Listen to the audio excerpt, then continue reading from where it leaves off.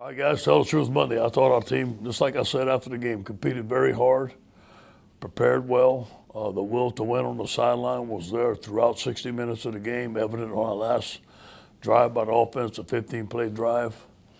A lot of young players got a lot of valuable playing time, competed very hard. I give Alabama credit, outstanding football team. They played a great game. There's some great players on that football team. But you know what? We got to bounce back today. We got to get ready for Florida. Another great football team on the road, explosive offense. Some of the things that we have to eliminate, and obviously, as I said all season, explosive plays, especially in the passing game. Got to get better pressure on the quarterback. I was pleased that offense scored 17 points. We missed that fourth and short going in to tie the game 7-7. Could have been a difference in the ball game very early, and we didn't get that done. So we have to improve on that stuff. But I thought overall, offensively, we made some improvement in some areas. Any questions? Hey, good afternoon, Coach. Is there any advantage to getting Max Johnson a start in a game and knowing that he's going to be a full-time starter in a week? Yeah, I think that's something that we're going to give consideration to this week and look at it. I thought Max played very well. I thought also TJ did some things. That is something we're going to give consideration for this week. Yeah, you past couple of weeks, you've talked about defensive scheme. You talked about players too. Like you've said, can we call plays better? Can we play better? Yes. Throughout the weeks, what's been kind of the core thing that you found schematically that's not working? Is it just different game plans, in-game adjustments? What are the things that you're seeing most? Yeah, I think it's a combination of all of it. Everything that you said has happened at some point in the season, and then also execution. It's a combination of both of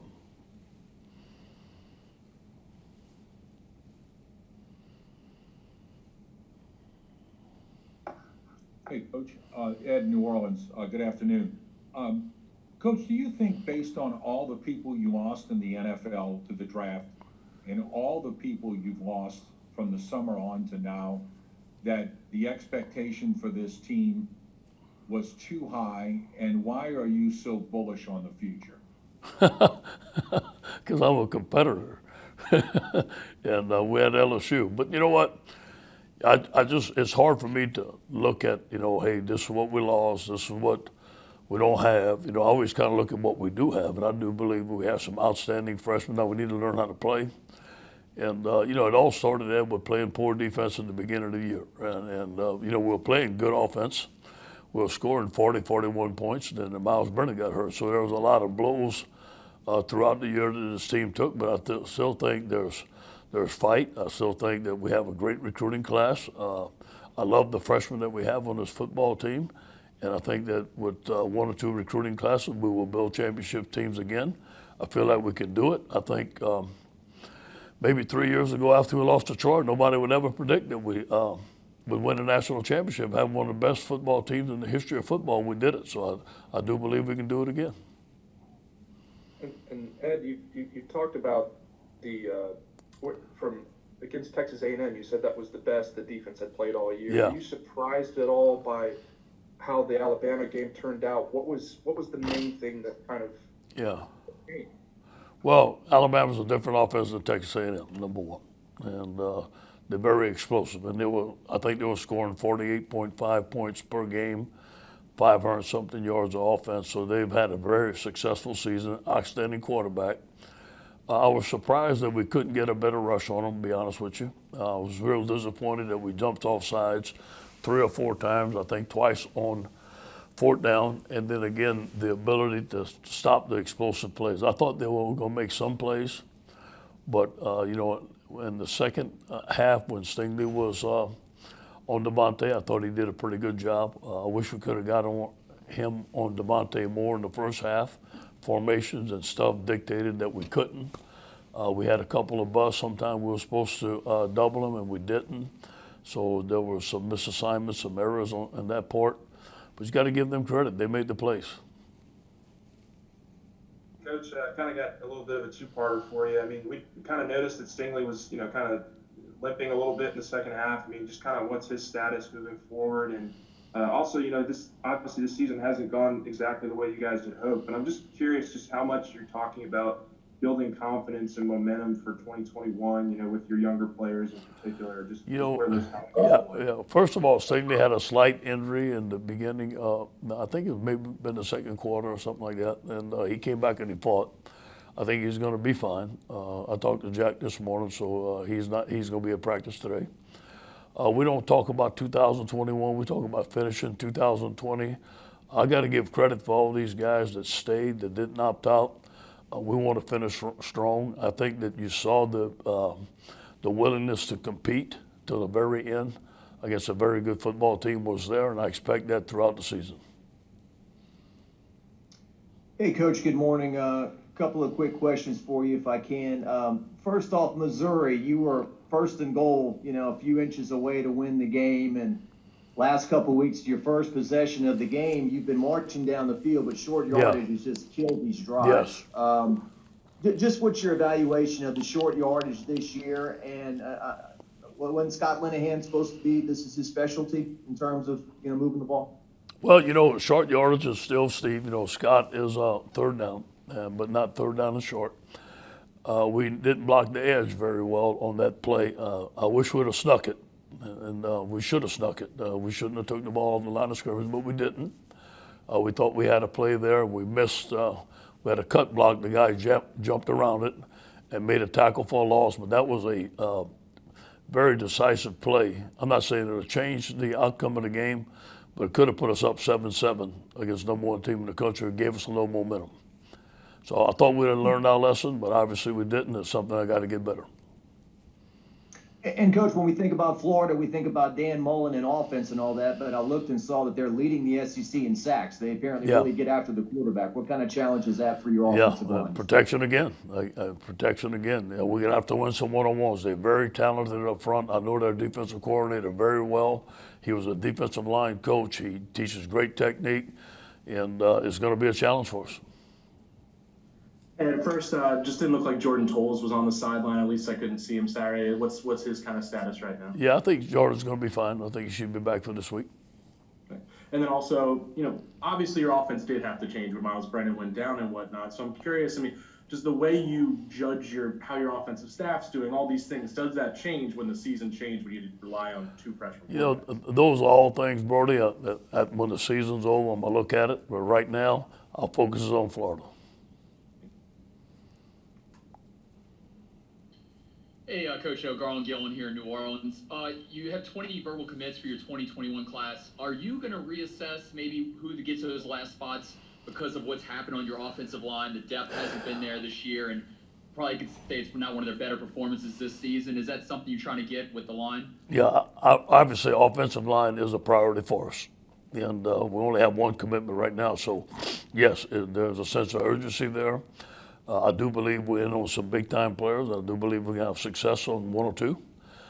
We may need a junior college player or maybe a graduate transfer in that area. So I have to hold a couple of scholarships for graduate transfers. We had a roster management meeting this morning, and that subject did come up.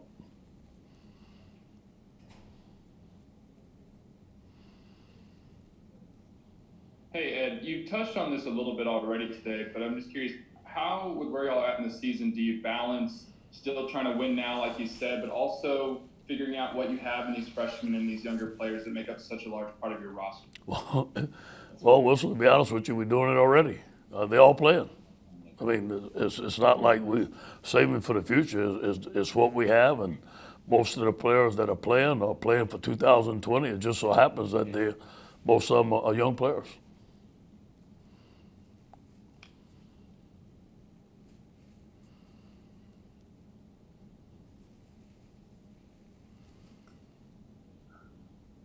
Go Nation.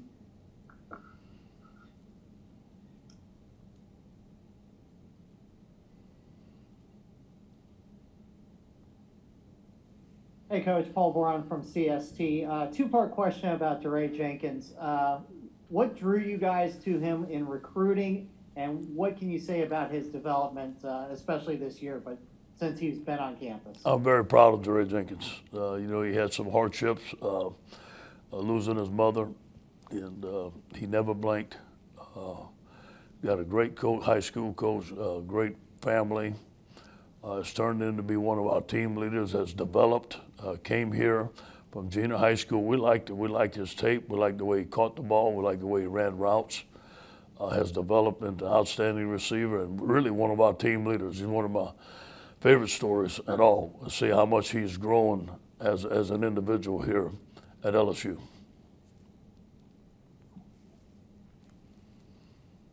Coach Cooter Hobbs and Lake Charles, when it comes to so-called re-recruiting, what tack or how do you have to balance that, and what do you use in those discussions? You're talking about keeping our guys Yeah, from going out of the early. draft. Yeah. Well, we're doing it. More- We're doing it. I promise you, doing it on a daily basis. And I've talked to most of the guys that about coming back. Some of them are dead set on going, obviously. Now, some of them are still considering coming back, so we're still talking to them on a daily basis. Obviously, you have to worry about the season here, but that has been addressed with most of our players on that. We want them to come back. We'd love them to come back and where they're at and talking to their families. Well, what is your sales pitch, I guess, would be it? Well, development, stay another year. Some guys stay another year and make $10 million by staying another year, get drafted higher. It all depends where they're at, where the draft grade comes back, if they're first round, second round, third round, lower round player, and maybe come back and have another year and develop and get drafted higher. Coach, with just a few games left in this season, I might be jumping the gun here, but have you and your staff talked about what the way the bowl eligibility is this year with everybody pretty much eligible? Yeah. Is there a scenario where you wouldn't accept a bowl invite this year? Well, first of all, that conversation has never come up about a bowl or not a bowl. So we're concentrating on Florida, and obviously we're going to be concentrating on Ole Miss. Then after that, we're going to see where they invite us to go, and then that's going to be discussed. But as far as for me, that has never been discussed. Hey, Coach, this is Shea Dixon with 24/7 Sports. What have you liked about Max? You said that you'll think about, maybe starting him this weekend. From the times he's been able to come in the game, how much has he developed, and what does he do well out there? Yeah, I thought he looked his best against Alabama. I thought he was crisp. I thought he went through his progression well. I thought his ball came out very well, and he threw very catchable balls. He can scramble. He can run. I think he's tough. He's a hard worker. So is TJ. I think that both of those guys are very similar. I thought Max played his best game. Hey, Ed in New Orleans again. Couple questions. How long do you think it takes for a player to figure this league out, no matter how good a player they are in high school? Yeah. And two, will the opt-out mania change the way you recruit now? Yeah. Well, first of all, I think players at different levels, Ed, according to their athletic ability, their maturity, their background, it seems like to me the guys that come in at mid-year graduates tend to have a higher success ratio their freshman year, but some of it take a while. And then I think so you see guys at different levels, and yes, the opting out and stuff like that, it's just your roster is so fluid that you have to keep up with. I meet with it on every Monday on roster management and where we at and what's the future look like. And then obviously for us, graduate transfers at key positions have been very successful for us, and we hope that we can do it again. Coach, would you like to go to a bowl if that happens? And what's some of the things that, like the extra practice, another chance to play? Yeah, sure. Another chance to compete, another chance for young players to get better, more practice time. Sure, I always like another game would be great with me. Do you see those bowl practices sometimes as kind of like a mini spring? Yes, and we need it. And these guys didn't get spring ball last year, so these young players need a mini spring. Usually it's 12 to 15 great practices. So yes, I think it's a big-time advantage. Hey, Ed, President Tom Galligan, he's talking to the media right now, and he's talked about how Hushback, well, they've given them some documents about the investigation. Have they reached out to you and your staff yet, or how does that work? Yeah, you know, I'm not going to talk about any of that. You know, I made a statement, and I'm not talking about none of that. Okay.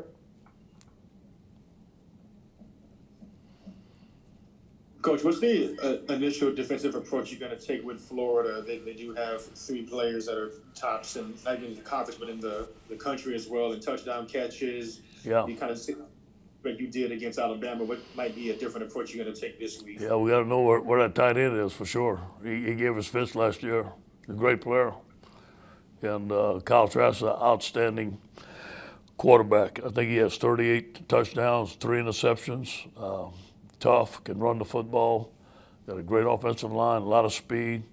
You know, we're just getting started on Florida, but obviously, you know, we worked on Florida this summer. Then we had time to game plan on Florida. Then the game got canceled, so I think we're a little bit ahead. So we're looking at the last 5 games and marrying those 2 game plans. But today's only the beginning. Hey, Coach, Steve Moulton, WZZN. You mentioned the Troy game back in 17, and you played Florida that following week, and really no one was expecting to win that week. But I was wondering, at least carrying momentum late into the year, how important it is with this team, considering how young you are. It would be a great finish. It would be a great finish, and start with Florida. What an outstanding challenge. Team's 8-1. We're going to play in the swamp. And, you know, we just got to play our best football. We have to play our best football to be able to beat Florida. But, you know, we've got to take care of LSU first. They pose some problems. But we got to put our cleats in the grass, eliminate explosive plays, score more points on offense, and play great on special teams to even think about beating them. Hey, Coach, I got a quick 2-parter for you. The first one would just be kind of the one-game emergence, I guess, of Keyshawn Butte, just to kind of take over for Terrace catch-wise, other than maybe dropping the ball before the goal line. Looks like he had a pretty good game. Outstanding. And we've been pleased with Keyshawn ever since he come in. And the day that Jamar Chase left, he had a great day out there, and he battled through some injuries and stuff like that. I'm glad to see we're getting him the ball. I think he's going to be a fantastic football player for us.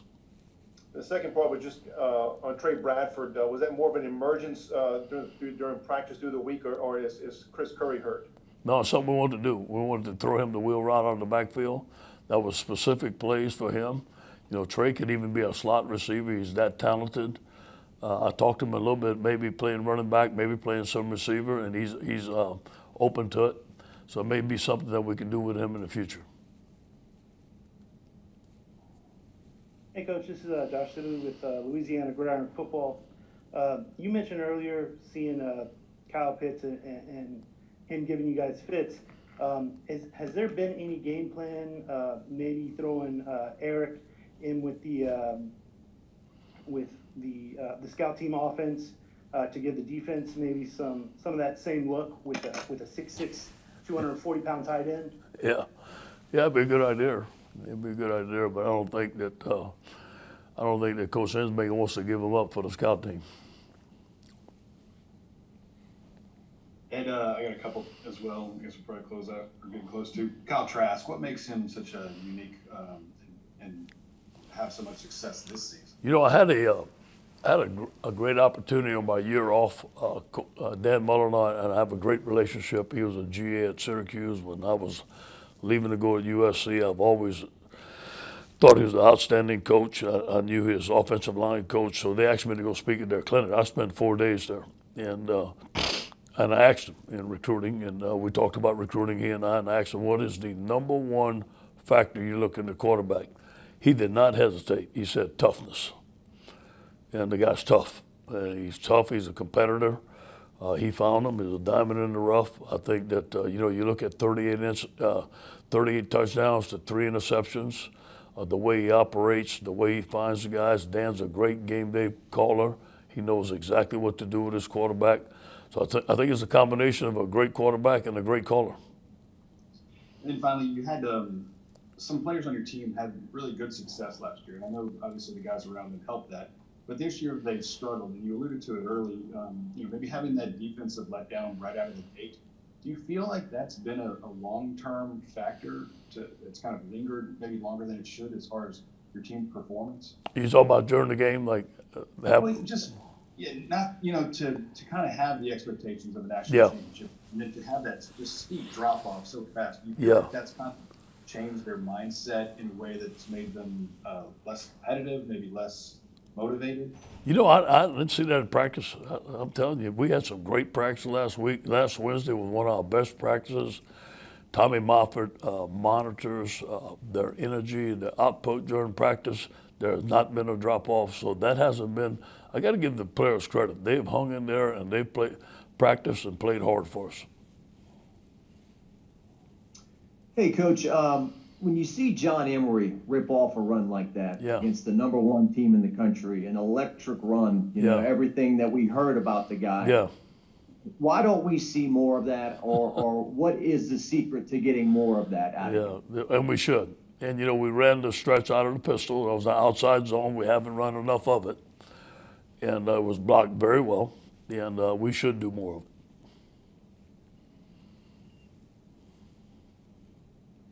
it. Ed, what did you think of the move to put Torrey more kind of in the tight end spot and Aric more in a receiver spot?